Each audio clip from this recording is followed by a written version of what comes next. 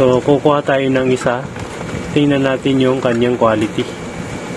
Kung okay ba. So, mukhang wala guys. Wala siyang printout.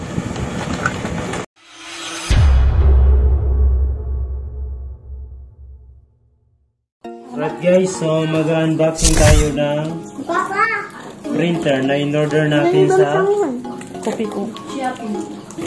Madaglakos.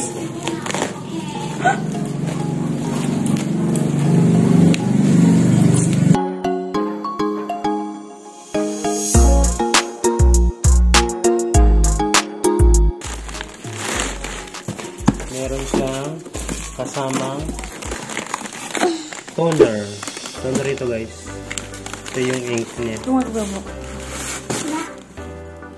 Ako sa kanilang sa. Mama! So, titinan lang natin yung Ako sampay sa Yasir. mga laman. May kasama siyang USB port. At so, may kasama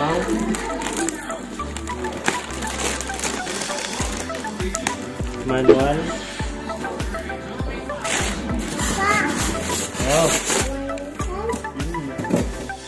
At ito na yung actual na printer guys.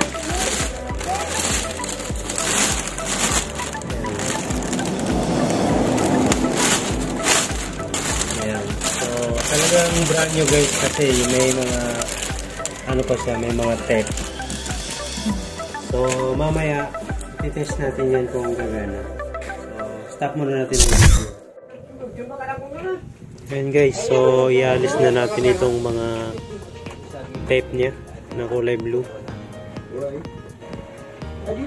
para magamit na natin at mag-test na natin.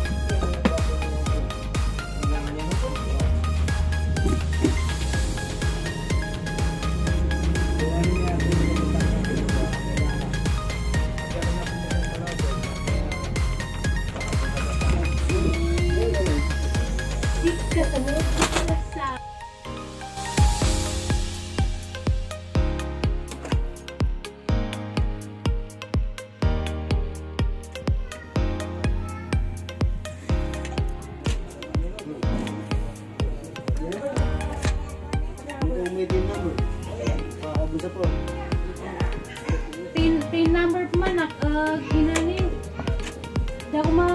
Dami ka quality, dami ka yung size is na atin, pin na size is na iba tawon size. Dapat makako size red, di naman ang So bubuksan natin guys yung kanyang toner.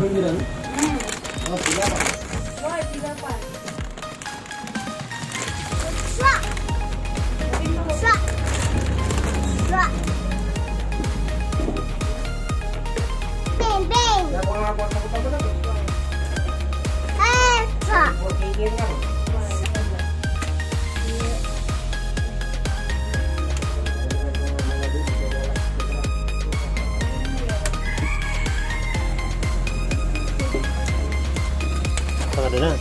Huwag nyo sa bala. Tagdan ko ito yung tayo.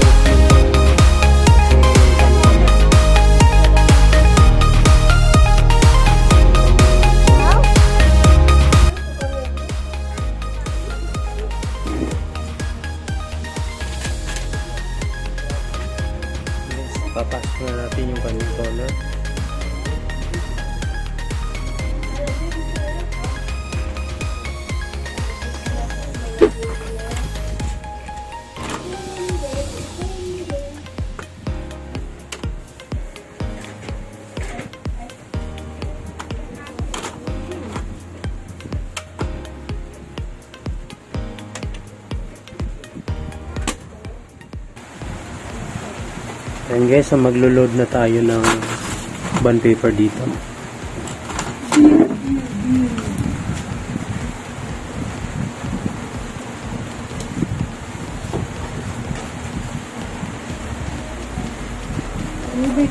Yan.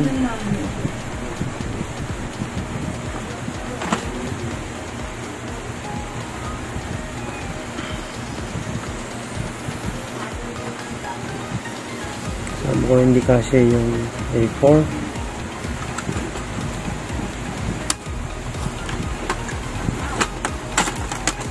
Yun. So kailangan natin i-post ito para magkasya yung A4. Yan. Yan. So nakalagay na tayo ng A4.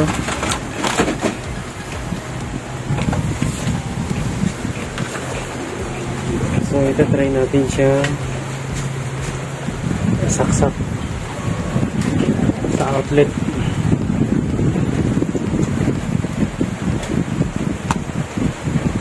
Yan, so nakasaksak na guys. So nag-power on na siya automatic, hindi ko pinrest yung power button pero nag-on siya. Please wait. So copy auto 100%.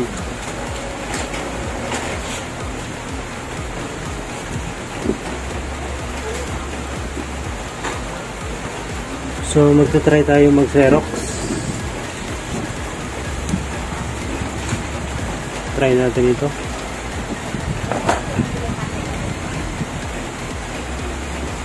Ayan. Then press natin itong start.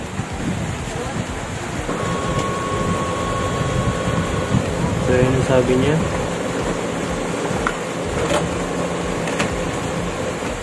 Ayun. So nag-print nga siya guys. Ayan. So I think okay na. So, ang susunod naman mamaya is yung sa computer, i-install natin yung kanyang driver. Okay? And guys, so mukhang mapapasabak kaagad yung ating printer dahil meron tayo ngayong ipaprint na yan, 50 pieces. So, first time niyang print ito guys. So, nag-print lang ako ng isa kanina nung sinetup ko. Sinerox ko lang yung kanina doon sa scanner niya. Pero ngayon dito sa auto documents feeder niya, kagad-agad first customer niya, 50 pesos. So, try natin kung gaano kabilis. Yan. So, ginain na niya. So, 50 pieces yan guys. Panguna niyang customer. First time. So, 3:48 ang time, ang oras ngayon. So, 3:48. Titingnan natin kung ilang minuto niya matatapos yung 50 pieces.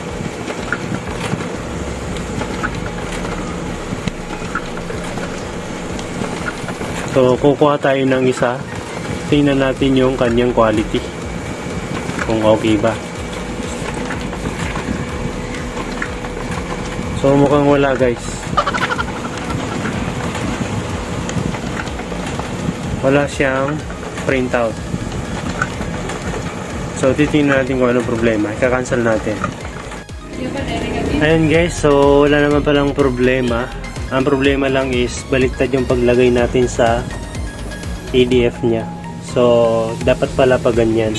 Nakikita yung ipaprint mo. Kasi ang paglagay ko is ganito. So, ito yung na-copy niya. So, nasanay kasi ako dito sa isang printer na pag ganito kapag nagsiserox ako. Pero ito, baliktad pala. Dapat pa ganyan. Ayan. So, ilalagay natin. Ayan. So, milaw na siya. So, magkakopy tayo ng 50 pieces. Mura. Guys. Kung dito kami kami. 78 lang. Ano siya, isa. Meron ano ka? Hindi din mo sa ting-tingra sila eh. Ang matuad si ila. Ayan guys, so 50 pieces. So, ang lalagay natin is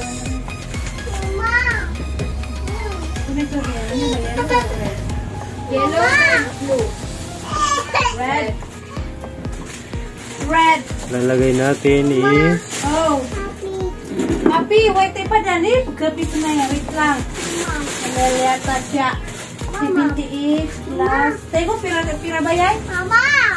lalagay natin is 15 20 plus 15. folio. Ayan. 3 minus 107. Ayan, folio. Yeah. Balik quick start niya, ma'am. Siya ko si Casio. Tapos 50. Kasi ka. Ano, dip ko? Mga gangit. Yung 50 pieces na yan ito muna. And guys, so nag-jam kanina kasi medyo malambot yung papel. So try natin ulit maglagay ng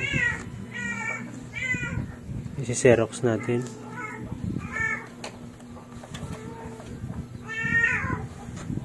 Ayan, so na-detect na niya.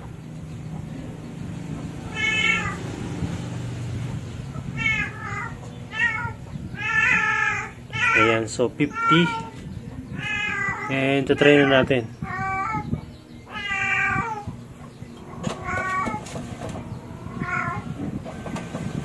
Ayun. So wala naman palang problema. Ang mali lang is yung paglagay natin ng Xerox. Dapat pala nakataob. So ayan, nag-Xerox na siya guys. So napakabilis. 50 pieces. Ayan. So ito yung print out niya guys. So ayan guys, so ito yung print out niya.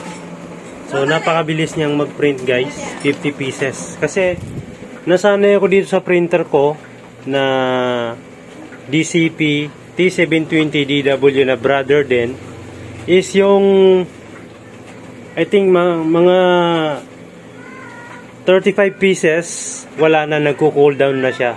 Tapos siguro mga 5 to 8 minutes yung 35 pieces. Samantalang dito, yung 50 pieces is parang hindi pa ata aabot ng 1 minute is tapos na siya. So ganyan siya kabilis guys. So talagang totoo ngayon nakasulat dito. Yan o. Boost your productivity. So napakabilis guys.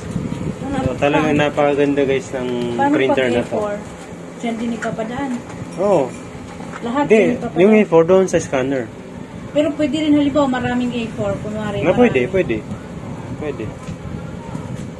Ayan o. So matatapos na yung 50 pieces.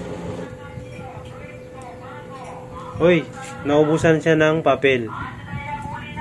So, natapos na niya yung 40 plus in just, siguro hindi pa nag 1 minute. So, napakabilis guys. So, talagang saludo ako sa printer na to.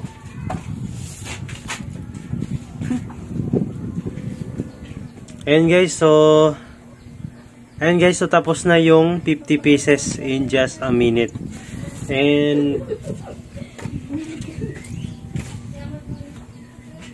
ang kagandahan nito kapag naubusan siya ng papel, kapag nilagyan mo ng papel at nilagay mo ulit yung tray, automatic na magpa-print na siya. Hindi mo na kailangan na ipapress pa yung start. Siya na mismo yung aandar para ma-print yung mga natira. So ganun. So talagang nagustuhan ko talaga yung printer na to guys. Balian mo ba na nakunan yan? So sana nakatulong sa inyo yung video ito sa mga nagbabalak bumili ng printer na ganito. yung DCP L2640 DW. So brother DCP, napakaganda guys. So recommended ko ito guys.